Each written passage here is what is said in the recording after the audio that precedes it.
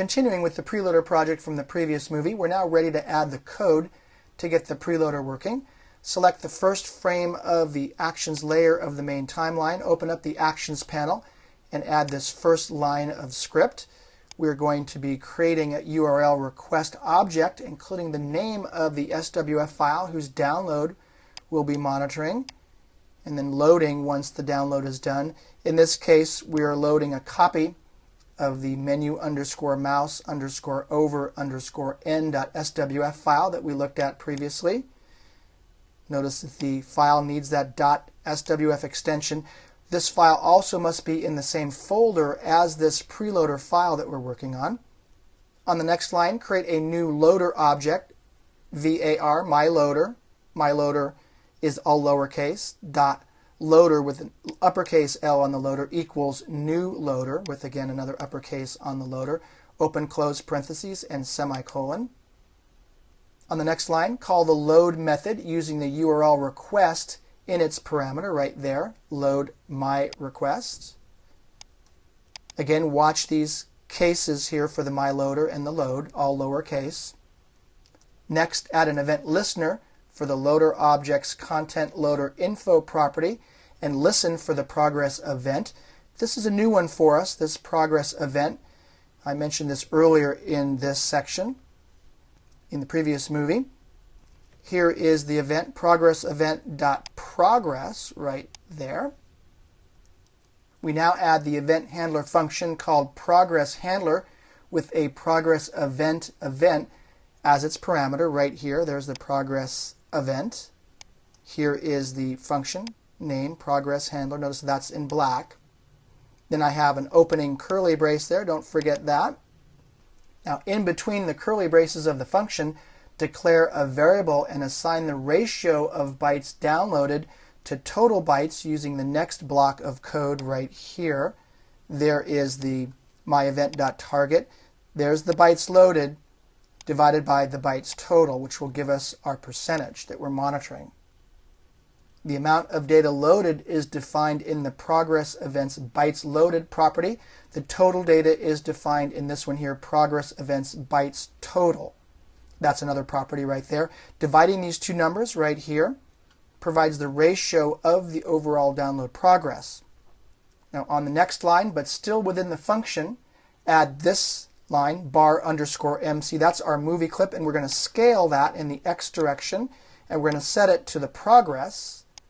Remember, the progress here is the ratio of bytes loaded to bytes total, so that's going to match the amount of download. In other words, when the download is 50%, the bar will progress 50% across its total length. Next, we code the display for indicating the numeric progress of the download. Still within the curly braces of the progress handler function, we're going to enter %_text. That's the name of our dynamic text field. .text equals math.round. Here, the download percentage is rounded to a whole number using this math.round method.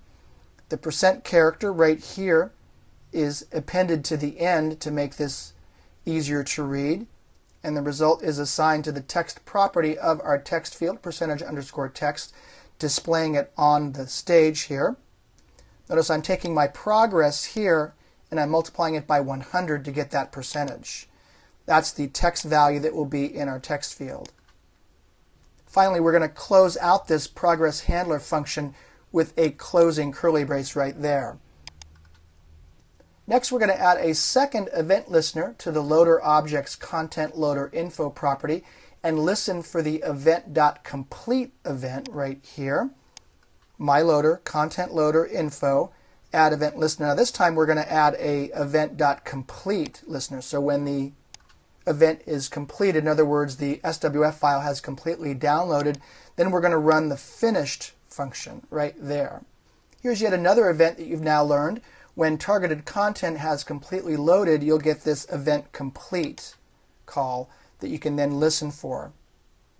As I stated before, as soon as the event complete event has reported from the loading process, the function called finished will be called.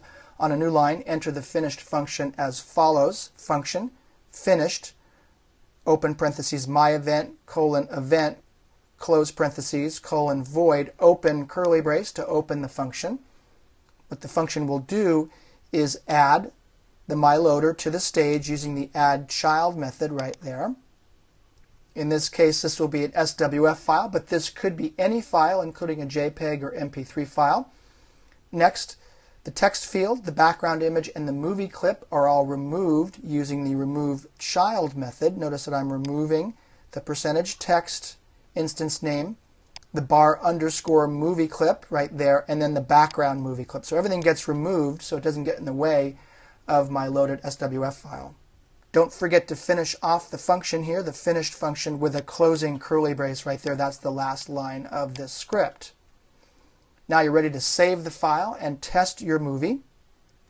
Control, test movie. Now the first time you test this, it'll jump right to your SWF file.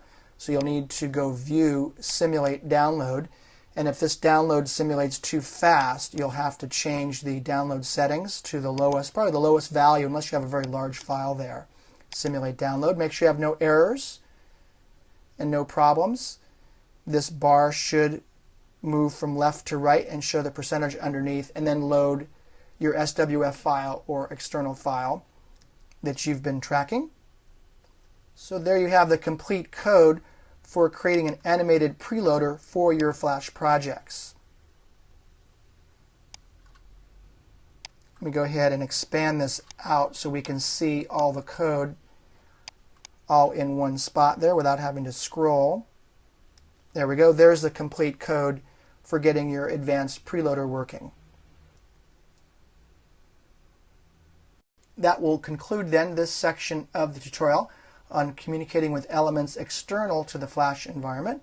We're now ready for the next section of the tutorial, manipulating graphics, where you'll learn scripts for modifying colors and alpha of graphic objects, how to modify filters, apply blends with ActionScript, how to customize the mouse pointer and detect collisions, import tweens, and much, much more.